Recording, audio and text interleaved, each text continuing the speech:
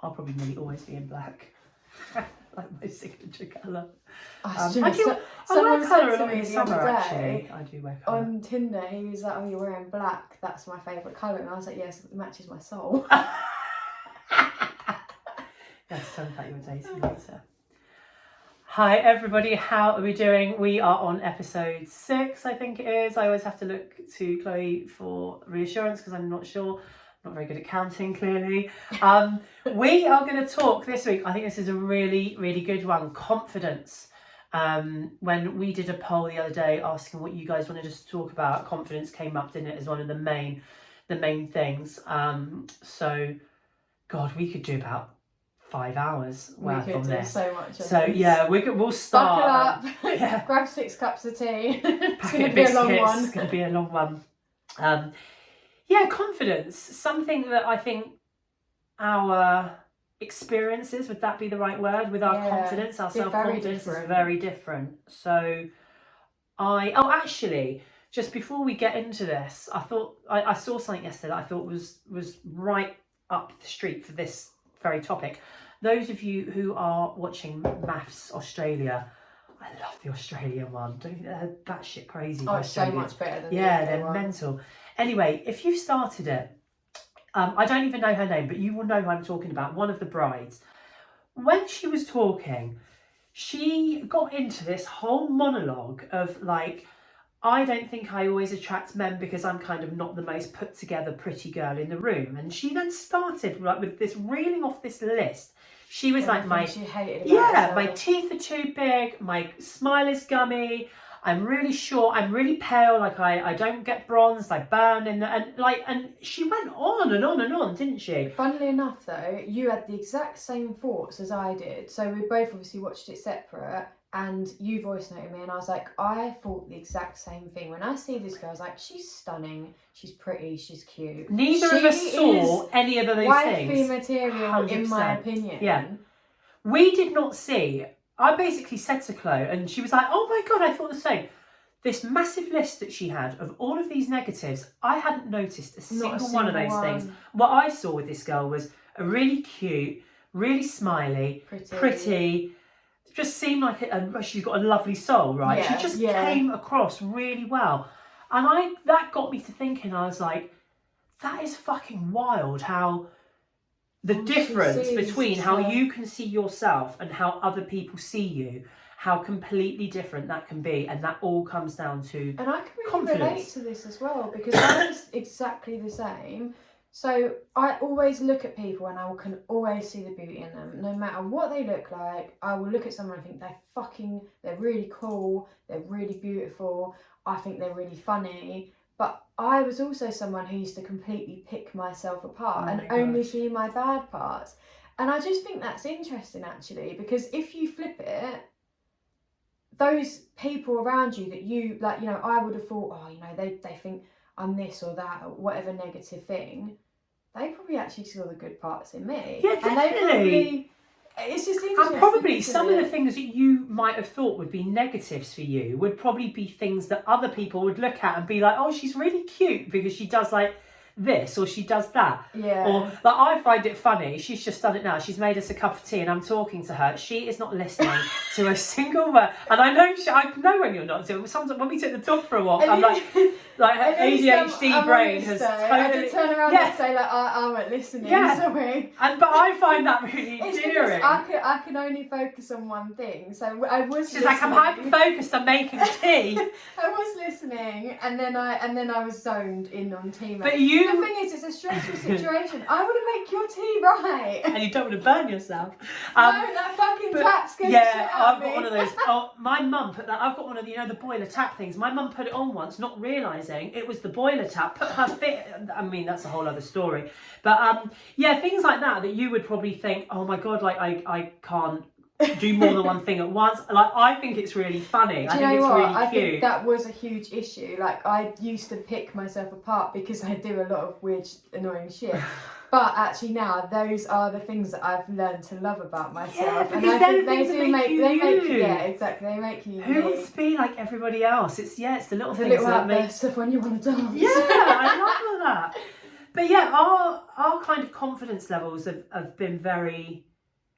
Our journeys with confidence have been very different. I suppose you would say. Like I have always been, I think, as a person, probably even from childhood, I have been very confident. I wasn't cocky with it. I think I was actually quite sweet, but I was always that kid who would, be picked to speak a major part in an assembly or something. Oh yeah, no, that because was they never knew me. they knew I could do it. Do you know? They knew that I Yeah. wouldn't crumble, that I wouldn't get nervous. I've kind of always been that kid, and I think because my parents made me that way. I think this comes down a lot to They were good at parenting. building you up and feeding you with positivity Yeah, and confidence. you can do yeah. anything. Like literally, the world is your oyster. You can literally do anything. See, I was the opposite. I was, that kid that's known as the quiet kid? Like, that was me. I would shy away from anything that put me in the spotlight. Even as an adult, like, I used to just wear black all the time because I was like, how can I make myself stand out less? Like, how can I just blend into the background? Yeah. And now here you are sitting with your bright red hair and your blue t-shirt. Hell yeah. I love that though. That shows how far you've come. But like, when I say I would only wear black, like, I didn't really have coloured clothes. Like, it would be the odd thing. Like, everything I wore every single day was black. I still wear black. So you just didn't want to stand out. Like, it's not often my colour of choice, is it? No, I never see you in black. Never see you in black. Can change. No, I do think a lot of it comes from how you parent your kids. And I see it actually in my kids. My two children are, I would say, probably are supremely confident, which in a way I've made a real kind of like rod for my own back, because they're actually parenting those kids like they are little bastards, because they are overconfident. They're not obnoxious, but they're not backward in coming forward. But I think that it will stand them in really, really good stead for when they're adults. Yeah. And I think as well, like, I do think a lot of it comes from your background. Like, from a very young age, say I wanted to do something or, go for a particular job or whatever, I always took the attitude, and this is quite kind of ballsy. I was like, the word no just is not in my vocabulary. It's just not. So I'm not going to hear it. So say I want something and I hear no, I'm like, no, I'm going to go back. Oh, see, the word no, like, used to rule my life. As in, That's I would crazy. even not ask for something because I would For just fear tell of myself hearing no. Yeah. If I felt like it was So opposite unreasonable, to me. without even asking, I would go no. But oftentimes as well, like, my limits were small, so these things weren't unreasonable to ask for. But I would, in my mind, because my limits were so small, I convinced myself that it was unreasonable to ask. So you wouldn't even go for something or ask for something, or you wouldn't. Or like, say that shows if what I had the difference opportunity confidence. to do something, like to go out, I would be so nervous or anxious that I just wouldn't go. So it's like that kind of anxiety would literally rule my life and my decisions and stuff. Yeah, whereas for me, I had a bit of a motto, which was kind of like, I don't hear the word no until maybe, say if we get to like maybe say 3 times, then at that point I might have to accept that I'm not going to get what I want. But when did we ever get to 3 times? But you didn't. I never got to 3 times. Yeah. I always got, and I don't mean that in that bratty way of like I always got what, like. But you're always asking for things within reason. Like interviewing for a job or interviewing to get into the university I wanted to go to. I felt like I was worthy. Put perspective on it, that is a really great way to live, as long as you know that there are boundaries and you're not, it's not like you're asking someone for their car. Do you know what I mean? Yeah, so I think I've always had it, but I think the thing, especially as 2 women, that I think that a lot of you want to hear us talk about is confidence in terms of body confidence and physical stuff, and because that's something that we get, and certainly that I get a lot, is that how I am very, very confident. And I would say, maybe, like, let's be honest here, wouldn't necessarily be expected, because I am, as you all know, on the bigger side. I am not I don't fit the convention of what we all believe society tells us is beautiful. I don't fit that. Yet I am incredibly confident about my appearance and about how I look and all of that stuff. So I think that that's a topic that people want to hear us, sort of talk about. And again, something that for you has been very like you're getting much more confident, but we are very, very different in that respect, aren't we? Yeah. So my journey with confidence started when I was very, very low and very, very anxious. And actually, my sort of real starting point was probably when I joined the gym, and I set myself a goal to lose, I think, 7 stone, and Wow, that much? Lost 5-ish. Wow. I didn't realise you'd got the 7 stone. There'd be nothing left. I set myself to lose 7 stone. It might have been 6. I can't remember. I think my goal was 11 stone. At the time, I was 17 stone. So. Yeah, 6 stone. Yeah, I think I've lost about 5. I'm sort of dithering. I don't really weigh myself anymore. But yeah, that was one of the biggest sort of focal points. Is like, I need to lose weight. That's going to make me more confident. And I have learned that actually, it is much more of an internal thing, like an internal job. So it's an inside job. Yeah. Absolutely gained more confidence, but I think my confidence hasn't predominantly come from my appearance. That weight loss. Yeah. Not at all. It's helped because I felt shit about myself. I'm not saying anyone needs to or should lose weight to feel more confident, but because I hated my appearance so much, obviously it is nicer to have an appearance. Yeah, of course that's going to affect your confidence, yeah. But that has got nothing on the sort of mental work that I've done, and that is where the confidence has grown. But do you know what else is interesting is that my kind of thoughts were, if I lose this weight, I'm going to become a lot more confident, because as society says, to fit in the beauty standard you have to be this shape, this size, like size 12, blonde or whatever, long pretty hair. But when we go out on a night out, Rochelle gets so much attention. Because I've grown in confidence, but I think I'm not the girl that's going to attract all the guys. It's the confidence in you, I think, that is so sexy. Yeah, confidence is incredibly sexy to men, and that's what I've learned. And I've even, I'll be honest with you, I've been shocked myself actually by this, and because I did a touch of that. I gained a lot of weight with both of my pregnancies, and basically then never lost it. Just went through, and I suppose I was actually quite happy. My ex-husband didn't seem to have a problem with it, so I kind of just carried on.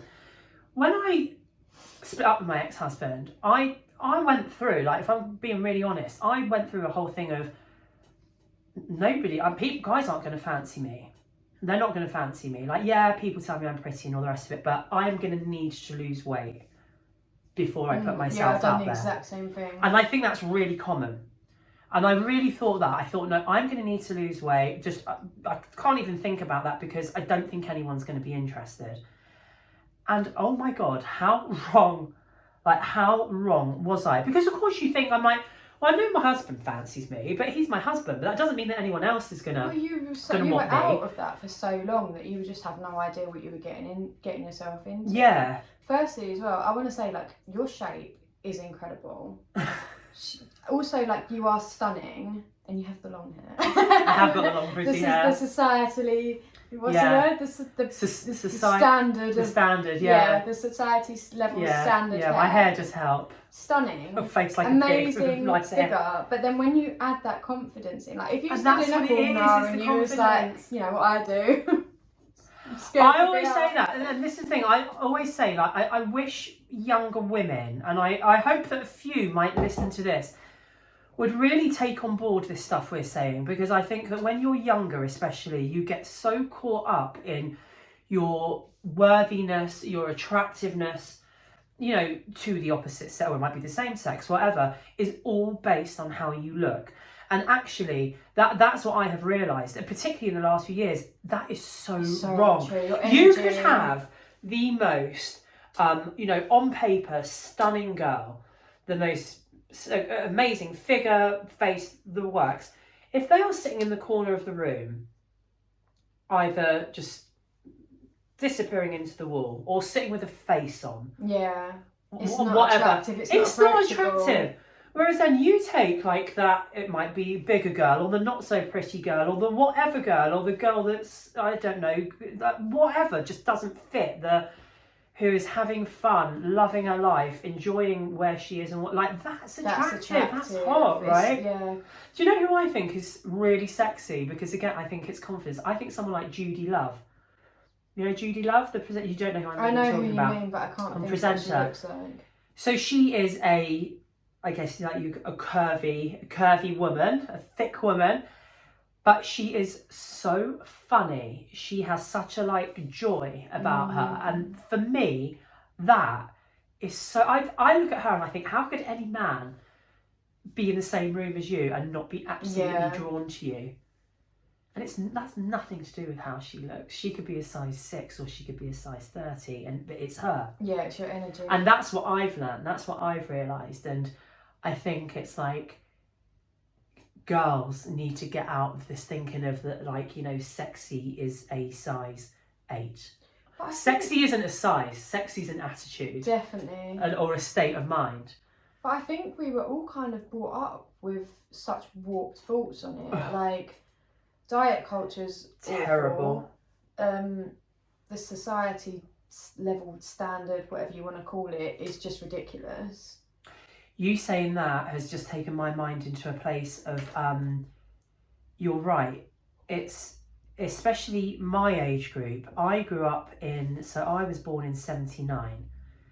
So like early 2000s, so when you think when I was in my early 20s, it was the waif. It was the waif. It was Kate Moss. It was, I can't even remember who now, but it was like heroin chic. Yeah. They used to call it heroin chic. Like, you know, really the models, unhealthy. they were emaciated. I mean, they literally looked like they were going to snap. And that was what was the fashion. Everything that I wasn't was what was fashionable. So dead skinny, I was curvy. Poker straight hair. Straighteners had only really just came out around GHDs. I don't super thin eyebrows. And then there was me. I'm curvy. I've got curly hair. I've got thick eyebrows. Do you know what I mean? Like everything, funny enough, that's fashionable now. It was the absolute opposite. But you saying about society's expectations has just made me think. I think that is one of the amazing things about social media, because I know social media obviously gets a lot of like bad press and it's, you know, causing a lot of issues amongst our kids, blah blah blah. But I love that actually. So like when I was like I say in my 20s, fashion, beauty, everything was controlled by that industry, and it was actually a lot of the people. It was men. Whereas it was middle-aged men. It was middle-aged men dictating that you needed to be a size 8 to be desirable. Whereas now, I love the fact that things like TikTok, Instagram, whatever, have given normal people a platform. But more than that, it's put the power into the public's hands to say, I want to see her. I want to see size 18 whoever from Warrington and what she's wearing each day. I'm sick of you telling me that that's what I want to look at. And I love that about social media. Do you know what I love about that? Like, you know, when you find like the fashion pages and whatever sort of size girl, but whatever kind of, I often try and find ones that look like me. Right. And I learnt that I dressed so wrong. So like when I was a bit bigger, everything drowned me. It was all big, it was all baggy, leggings and a baggy top. Because you're trying to hide yourself. Yeah, and actually that didn't suit me best. Like I look so, and at the time I probably did look better as well, but I never would have believed it in something that hugged me. You know, maybe a bodycon dress and a jacket or something you know, to make me feel comfortable. I think that again comes into confidence though. I used to do that. I think when I really lost my way after having the kids in terms of like my style and how I looked, because I'd had a really good figure before. I'm always curvy. I've always been on the bigger side, by the way. I mean, I've never been smaller than a size 14. Like, never been smaller than a size 14. But yeah, I was suddenly, I didn't know how to dress myself. I don't think I even really knew what size I was. And you know what it's like as well when you've had a baby. everybody was wearing leggings then as well. So you don't even I used to really. buy clothes that are too small for me. Yeah, try and squeeze. Yeah, into I don't it think I because even knew didn't want what. to get the next Yeah, I size. don't think I even knew what size I was. So I really lost my way, and I started doing that. I put big stuff on. I put baggy on. And I think it was because actually, I think at that time, I think my confidence wasn't there physically. It wasn't what it is now, and I think I was literally trying to hide myself. You're trying to like put a tent around you so nobody can see. And then I have to say, actually, credit to him. It was my ex-husband. It was Mark used to say to me, like, say if I put gym stuff on, he'd be like, "You look amazing," and he was like, "Rochelle, you look bigger." When you put the stuff on. Things and I did listen to him, and I started to change, and not for him because I really I knew he was being genuine. Yeah. Oh, well, maybe I should try this. You do automatically think, oh, if I want to cover myself up, I'll go baggy. But actually, I didn't realise I actually was not doing myself any favours. And I remember going to I think it was a bat mitzvah actually, and buying a tight dress. And that was a real thing. That for me was probably where my confidence now at a bigger size. Yeah, it was. And actually, I remember Gemma felt amazing. Gemma, who the Bar Mitzvah UK, my friend Gemma, who we've spoken about before. I remember she said something to me that was so true, and she said, Rochelle, and it was meant in a nice way. She went, people can see what you are. But she was like, we can all see how big or small anyone is. Yeah. We can see it. So why are you trying to cover it? She's like, put the tight dress on and show it, own it. And also, it was around that time, my mindset. Figure, I think it's ridiculous that you'd ever try and cover it because it's I think that now, I'm on the bigger side, but I have a very hourglass. Yeah, they are, and that's why men like me, because a lot of men do like that. But it's the confidence is everything. And I remember wearing, it was a black tie with sleeves, and I've still got it actually, and it had some cutout sections in the back, which felt really, sort of risque for me. Yeah. And I remember feeling a bit because it was so tight. But I felt amazing, and I got loads of compliments. And I think that for me was the real start in sort of shifting how I dress. But it's a really circular thing, because I think once you start to dress in a way that makes you feel better, I'm sure you found this. Yeah, it makes you feel better. So that boosts your confidence.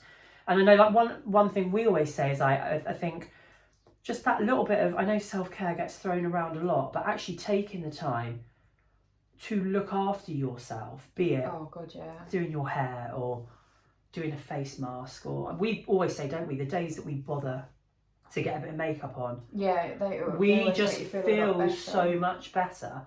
So I think especially with mums, and as mums, we don't take the time for ourselves. Yeah. So I think that's a really important one as well. Do take the time for yourself and love what you've got. Now I'm very much this is what my mama gave me, and I'm gonna own it. And if you don't like it, actually, that's not my problem. Yeah, for sure. The first step I actually took when I started losing weight, so obviously that was my kind of, right, I need to do this. My first step was go to the gym. Actually, funny enough, this is quite a funny story. It's funny now, but the first time that I actually went to the gym, I was so scared that I sat in the car and I just cried. And I was when you're paralysed, I couldn't get out the car, I cried. That's how Did you not even go in the first time? No, I didn't go in. I went home because I was I can't physically get. I was so overwhelmed that I cried. I was just in such a horrible place. What did you think people were going to be judgmental? Did you think everyone was going to be looking at you? It was really scary. I hated myself. I will go as far as to say, through my adult life, my early adult life, I hated myself. Not just on. That makes me so sad. Not on just an appearance-based fault, but I hated everything about myself. I honestly hated myself. But I went home and I thought, I'm not giving up. I'm going to ring up. I'm going to book an induction, and then I have to go. If I've got an appointment, I have to keep it. So I did. I did exactly that. I went to the gym. I ended up, when I walked in, they were when I was on the phone, they were like, we're going to book you in, I don't think you can mind me saying his name, with Stuart. And my heart sank. I was like, it's a man. I don't want to be put in front of a man. But I thought, you're not fucking giving up. You're not giving up. So I went anyway, and I fucking loved Stuart. Like, so I'm sitting here grinning because I know how things played out. Like, Stuart is literally like one of the best things that's ever happened to you. You know, when people just placed in your life at the right time, that was Stuart. Yeah, you like, and him had an amazing. It was. Like, he's actually a really good friend now, and I appreciate. Well, he went on to train you. You actually went on to train I ended him, up doing you? training with him, and he's become a good friend, and I really appreciate him and what he's helped me do. But I think one of the biggest first steps I took in doing this was I was like, you need to accept yourself. You need to be able to look at yourself in a mirror and say, this is how I am, and you need to learn to love it. Even if you're not going to stay this way, you need to start loving yourself. And it's that you. meant It's... I had to start taking care of myself. I was terrible. Like, I used to just forget to eat. I would just walk out. I wouldn't eat. And I think a lot of us actually do this. It's not an uncommon thing. I wouldn't eat. Yeah, when you're busy and stuff, it's very He put easy. me on a plan where, you know, I had set meals. I made the effort to eat, and I was like, fuck, do you know how nice it is waking up and actually eating breakfast? Like, loving yourself enough to go, like, you deserve and you to eat really breakfast. did, like, commit. Like, you did like, properly. You did everything. Yeah, for the first, like, good few months, I was, like, stuck to it. And that worked for me at that time. And then I had to learn how to manage my food in a way. Like, I had to rebuild my relationship with food, because I had a terrible relationship with food. I had a terrible relationship with myself. I had a terrible relationship with my appearance. So all these things aided. Like, once I started to work on my relationship with myself, my relationship with myself in the way that I look, I then started to actually succeed. I then started to do better. Rather than starving myself with food, I was saying, like, I'm worthy of feeding yourself well. Yeah, and feeding myself well. And I think that made such a huge difference. And now I've obviously taken these into my everyday life. You know, still have. Yeah, I'm really in awe of how you did that, because I'm not that great, to be honest with. I think just so much of my life is still so all over the place that anything that requires effort, I really struggle with, even though I know I need to. But it's doing the hard things that actually make your life easier. And I and think in that the long was run, hard. definitely. When And you did go, like, that's what I mean. Like, you really went, like, you did everything to the letter. I think, like, in the beginning, you do have, like, this extra motivation. And that you're helps. spurred on, aren't you? And at the then, beginning? look, it's unrealistic that I was going to stick to a meal plan for the rest of my life. Like, I was really harsh. I was like, nope, you're not going out for this meal, and that isn't realistic. And then I had to learn to find the balance, which I've done. And that's where it's at, finding that balance of still being able to have, you know, you're going out and having fun. But, you know, like, if I go out and have fun, I'm also not then going to starve myself. Yeah, and I think you've got that balance really and well. that actually aids you to keep going. Whereas, like, before, what I would do is I'd binge. I was rife for binging, so I was getting, like, no nutrients because I was just eating shit all the time. So I would binge, and then the next day I'd be like, I can't eat today because I ate so. And that is a really horrible, vicious cycle. Yeah, and that it's not healthy. is actually, it's self-abuse, really, isn't it? Yeah.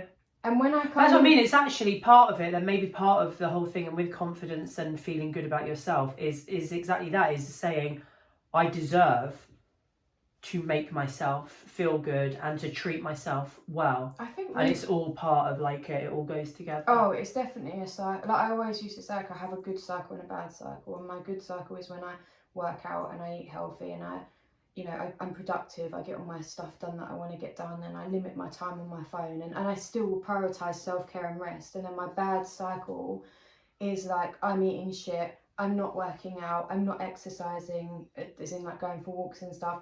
I'm spending too much time on my phone. And when I end up in that cycle, it's very hard to do any of these things because they all lead in with each other. But I think you make a really good point when you say it's like you have changed so much. I mean, physically, 5 stone is massive, but you as a person. And the mental. But it is the mental, because actually I've seen as well, and again, I'm sure that everybody hearing this will go, oh yeah, I know someone that's done that. I know of a couple of people who went down the route of having weight loss surgery. And you know what, like I'm here for it. If that, like, I don't, if that's the route that you want to go down, like, I'm here for it. But I think what has been really interesting is I've seen it a couple of times now where these were people who were massively lacking in confidence, very, very low self-esteem, and who I think were under the illusion that by losing weight, that was going to magically appear in abundance in their life, and it has not happened. Yeah, they're thinner.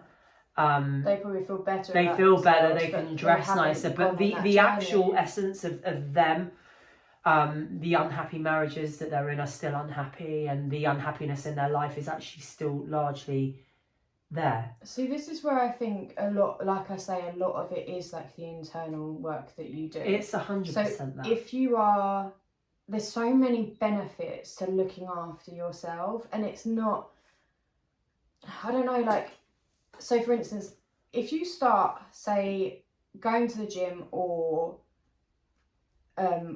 maybe walking more, like, you don't have to go to the gym, but maybe just trying to do a little bit more.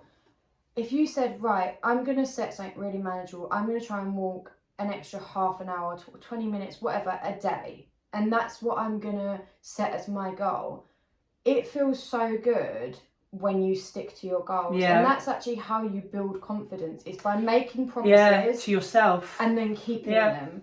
It's like honouring yourself, isn't it, really? You're then building up okay, I can do this because I am doing it. A self-confidence. Yeah, and then if you are challenging yourself as well, so, okay, right, actually I've smashed that 20 minutes a day, maybe I'll do 30 minutes a day. You're then challenging yourself to do better. That's how you build confidence. So, all right, I do get why people do weight loss surgery, but I don't think you'll ever reap the benefits of when you've gone, I've fucking been and done that. And going through the journey as well, I think that is part of what helps to build a lot of that. We spoke the other week about, like, not on one of the podcasts yet, but privately, we were talking about self-loathing and how many, like, a lot of women kind of really hate themselves. And I think, like, for me, I think the confidence that I personally have, that I know is very attractive to, like, being back in the dating game is really attractive to men. That comes from a place of me kind of really unashamedly recognising all my qualities and having no, do you know what I mean? I think it's a really English thing, isn't it? To be a bit like, we can't say we're this, that and the other, like Americans do. Americans will be like, I'm this and I'm that, and everyone sits and go, woo, like whipping a joke.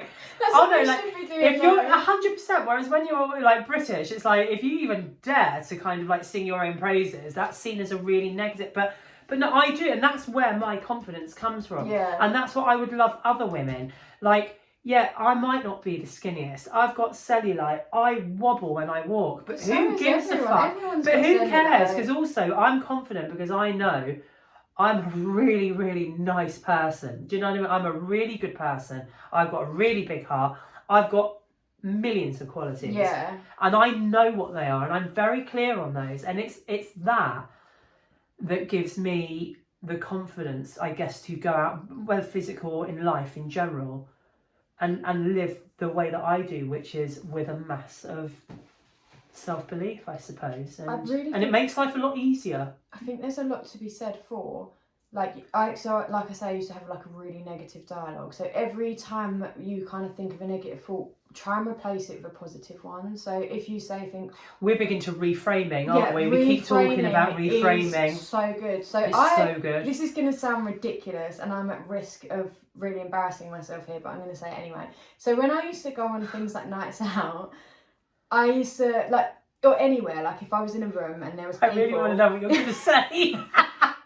I was in a room and there was people, my dialogue in my head would be like, no one's going to like you, no one's going to find you interesting, no one's going to want to talk to you, like all these negative thoughts. I find that fucking wild. That was just what would go around my mind. And do you know what I would do is I would cut conversations with people short, because in my head I'm going, they don't want to talk to you. Oh my God. Which is just fucking ridiculous. Yeah, like actually ridiculous. If I got into that conversation, I'm pretty sure that they were talking to me because they wanted to talk to me. If they didn't want to talk to you, they'd not have left. because they pitied me. Yeah. So when I was going out and stuff, I literally, like, whenever I thought these thoughts, I would go, everyone wants to know you. Like, in my head, I just change it. Yeah, that's Everyone what you wants to should be do. your friend. Everyone thinks you're fit. Everyone wants to fuck you. And look, did I believe it? Of course I didn't. But you know what? It's so much I nicer. do. I believe it about you. So much nicer walking into a room going, yeah, they all want a bit of me. But this is what I And mean. it does But start if you to become a reality. if you give out that vibe, that is what you're going to bring back in. Like, it really is true. It's like I say, if you go shrink in the corner, no one's noticing you. No one wants to talk to you. Yeah. Whereas if you're that, I'm not saying you have to be the biggest or the loudest, you know, person in the room. I'm not saying that, but I think again, it's just people need to just relax a little bit, almost. Yeah. Like, don't be so uptight. Oh God. So It's yeah, being uptight. exactly that. And also, I actually remember saying to a friend of mine, yeah, my lovely friend, she's since moved abroad, but she has the most incredible figure. I mean, like, the most incredible figure. She's had 2 kids, and she would not wear a bikini on holiday. She was just like, I won't. She didn't like her tummy, so she would always wear a swimsuit. And I just found that so interesting, because I just thought, this girl has got a body that most women would look at and think, my God, I would give my right arm, you know, to have her figure. Yet somewhere, something inside her had this, like I said, sort of a real self-loathing. But I said to her, and I really believe this, and actually this was a real turning point for me. I used to feel very self-conscious around a pool on holiday. Like, once I'd kind of got bigger after having the kids, I felt very self-conscious. I thought everyone's looking at me. I always have felt. Even Yeah, when I was and young. I started to think of things in a different way. And again, maybe this is just getting older. And I sort of had this realization one day that actually most people are so engrossed with what they are doing themselves. And actually most people, by their very nature, human nature, are pretty self-absorbed. And I actually genuinely think that most people do not give a shit Yeah, I've said this before. about what you're wearing, what you're doing. They're too busy getting on with their own, worrying about their own. Is my tummy sticking out? Do you know what I mean? Like, whatever. Do you know what I mean? And I think once I started to think a bit more like that, that was such a freeing. And now I'll walk around the side of a pool in my bikini, like I'm fucking Beyonce. And I do. And my attitude, and I'm sure that there's going to be the odd person thinking, she's a big girl. Yeah, you know I am. But I If you don't like it, that's on you, my darling. It's nothing to do with me. People are going to look at you and go, she's fucking rocking it. Like, That, look at her confidence. yeah, that's what I think. That's what probably I does think happen. most people Yeah. do. But again, that's only a little shift in my mindset that's taken Yeah. me from, oh my God, I feel really quite uncomfortable, you know, putting a kimono on and a Yeah. cover up, to now just being like walking around as if I own the place. We are our own worst enemies. Yeah. So it's always going to be something like, oh, you know, I don't like my stomach, and then I do loads of work on that or whatever, and now it's great, and oh, actually I've got this little bit under my armpit, or, you know, I've got a spot. Like, it's always going to be something. So if you're picking yourself apart, you will always find things. Yeah. Whereas if you actually start to go, I'm alright, like, I'm actually just going to bring myself into the present and enjoy living, you will enjoy living. That's the other thing. How sad, like, how much time must people lose and waste to feeling self-conscious Yeah. rather than enjoying that moment, be it being Definitely. at a beach with your kids or having a laugh with the girls or whatever, because you're sitting there thinking, oh my God, is this showing or is that showing, or are people looking at that? When the truth is, no one really gives a shit. Definitely. I always say that to my kids now with everything. Sadie's at that age where, you know, she'll get a little bit self-conscious, and I will actually sometimes say to her quite almost brutally as well, the world does not revolve around you. Yeah. Like, no one cares, Sadie. Nobody I cares. always think, like, if I'm in my head picking myself apart, most people probably are more focused on themselves and what they're No doing. one gives a shit about what you're I doing. said pretty much the exact same thing to a client before what you said, because we had a very similar conversation, and I was like, at risk of sounding a bit offensive, I was like, what makes you so important? And I know, No, like, I'm not saying that in a 100%. No, it is horrible that. way, but actually when I said that, her face, You're not world famous. her face lit up, and she was like, and for me, as someone who has been in my head, like that, like seeing that or hearing She that, probably realised. She I probably was like- realised, like, my God, what am I doing? yeah, people don't give a shit. Like, everyone's wrapped up in their own mind, everyone's in their own heads, you know, they're thinking about this, that and the other, that deadline that they've got to get done. Like, everyone's always thinking about their own shit.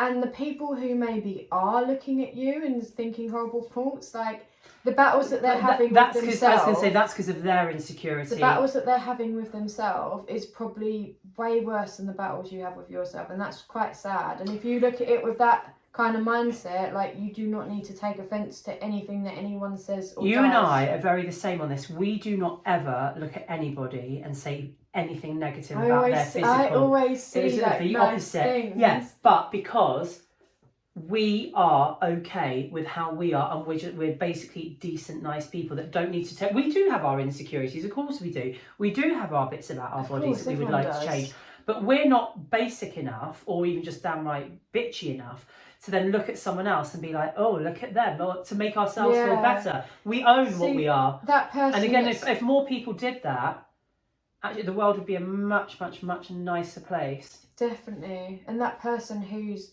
maybe self-conscious about their stomach or whatever, like, I'm probably looking at them going, they've got a really nice smile, or like they've just got a real nice glow about them. So start focusing on your things that you like about yourself. And actually, when I first started to do this, I was like, I don't know what I like about myself. And that was a real kind of fuck. Wow. But then start creating things that you like about yourself. Start, pick apart your life, get a notepad and write down everything you don't like, or, everything you do like. And if you can't find enough, then write the things you don't like and think, how can I make this into something that I do like? Or maybe there is actually some like acceptance work you need to do. Maybe you need to start going, is that thing that I don't like about myself really that bad? Yeah. Like, there's so much, that is the great thing about social media. There's so much out there. Like, if you don't like the way you dress, find an account with a similar body shape and look at how they dress. Yeah, and find someone you like. And if you feel lonely, like, reach out to a friend. Like, don't sit there on your own. Reach out and find someone that you can talk to. Like, there's so many sort of resources that you have out there at your fingertips. But don't let yourself continue in this horrible cycle, because life's short. Life is so short. Like, don't waste it. I think as well, when you get to a point of actually really truly loving who you are, a lot of the exterior physical stuff just becomes so unimportant. Actually it really is unimportant. It is. Of course we all like to look nice, and of course if you're in our sort of situation where you're single and you're dating, of course it is important, but actually in the grand scheme of things, it's like, I look at a lot of these young girls. I watched one of Olivia Attwood's programs recently. I love her, I'm obsessed with her. She's, she does all these programs about surgery. And it was these young girls who were like influencers, who were going and getting various cosmetic treatments done, like obviously to then advertise. These girls, half the time, they didn't even know what they were having done. They didn't know how checked. So we're now going into a whole, I think that should actually could be our next podcast is cosmetic surgery, pressure. I think we can move this onto that. But what I just found wild was that, just the amount of stuff that these girls, young women, want to change about themselves.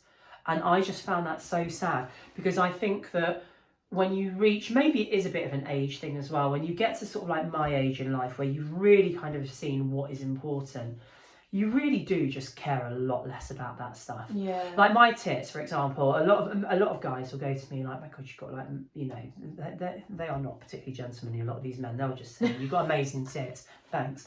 I'm like, you wait. If that bra comes off, you're gonna see them on the they floor. ain't so amazing. They are like down here. They're amazing in a bra. Catfish, titfish. But things like that. I remember saying, maybe before I got this I was classed as like true body confidence. I remember I went through a period where I was like, should I get an uplift? Like, I don't need an enlargement because they're big, but they're saggy as fuck. Should I get an uplift? And I am now in a place, probably to do with getting divorced, probably to do with finding myself again, having truly amazing friends around me, changing my work, like literally finding my new path. I wouldn't put myself under the knife for something like that in a million years. Yeah, I just don't care. It doesn't matter. It's so common though. Like, I think the amount of people that would get stuff done if they had the kind of, I don't know, the money to do it or whatever, or the ability to do it, they would get it done. And I think, and again, I'm not knocking it. I just want to be really clear about that, because a lot of people, of course, It's a do get personal stuff done, and choice. I'm Yeah. really pro. If it is going to make a big difference in your life, I guess my point is, wouldn't it be lovely if everyone could get to a point where they were quite happy. where they didn't need. I think Like, I'm all for it, but wouldn't it be nice if people didn't I need agree. to? I actually agree. Like, I've 1,000,000% thought about getting a boob job. There was a time when I was really thinking about it. But it's never going to give you that security that you think it's going to give you. It's not going to make you. It's like the weight loss thing. Yeah. You can go and lose loads of weight on weight loss surgery. And if you Is it wanna going to do suddenly it make your and life amazing? Probably I not. think if you want to do it and you think it's really going to benefit you, absolutely go and do it. But I think what you've got to work out is, am I at risk of getting this done and still being unhappy? Because I think my happiness is going to come from these boobs, and then wanting to move on to the next thing. Which is, I think, a lot of people do. I think this. Like, this if you are doing it this because is actually like- you just like, I just love my appearance and this gets me down and I just want to get this sorted and I think I'll be happy, then yeah, go and do it if it really is going to give you happiness. But if it is just another, like, if you're someone who's jumping from thing to well, thing, you're going to literally have the one thing after. If you're doing it, it's 'cause almost I like a think some plaster. people Because do of, that. They just jump from, Yeah. oh, okay, this is going to make me happy. Oh no, it didn't. What let's can I make find that now? our next. We'll make it next week. We'll make that cosmetic surgery. Let's make that our next one. But yeah, I mean, I think the takeaway from today is that confidence, body confidence, is it's not a size. It's not a specific size. It's not a particular look. It is very much about you inside, how much you love yourself, and recognizing the amazing bad bitch that you are. That is what will give you confidence and belief, self-belief that it really is true that the only barrier that any of us have got, I say this to my kids all the time, the only barrier that any of us have got to achieving anything is ourselves. Yeah.